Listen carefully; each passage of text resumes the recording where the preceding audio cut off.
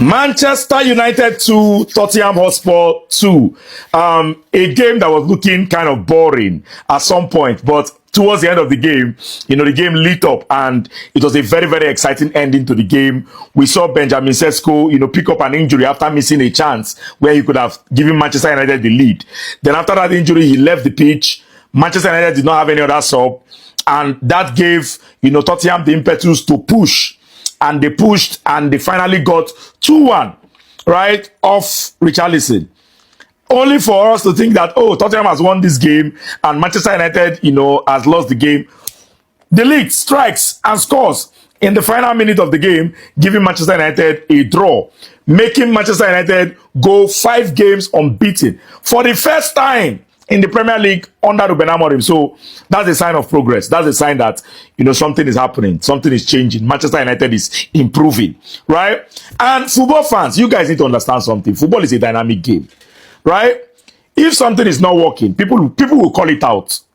When the system of Amorim was not working, people called it out. Pundits called it out. The whole of Europe was on him. Even Manchester United board, there was a report that Manchester United board called him on a meeting and said, Baba, change the system. It's not working. And he was adamant. He said, I no go change them. Even if Pope come, I no go change them. So the man has stuck to his guns and he has believed in himself. And finally, the players now trust him and they are now playing to what he wants them to play. And now he has more time to train the players because there's less distraction. It's just the Premier League every week. So you have enough time to pass on your idea to the players. So well done to Ruben Amorim for sticking to his principles and not changing.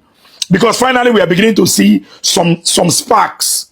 We are beginning to see some light in the Manchester United team. I feel like this is a game where Manchester United would have won had it been they continued, putting pressure on Tottenham. I felt like at some point in the second half, they stopped putting pressure and they felt like they could defend a 1-goal lead.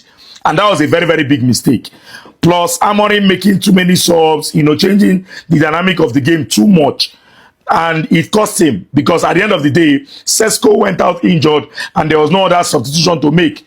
And that gave Tottenham the impetus to go forward and attack. But at the end of the day, well done to both of them. I think a draw was a very good result at the end of the day for both of them.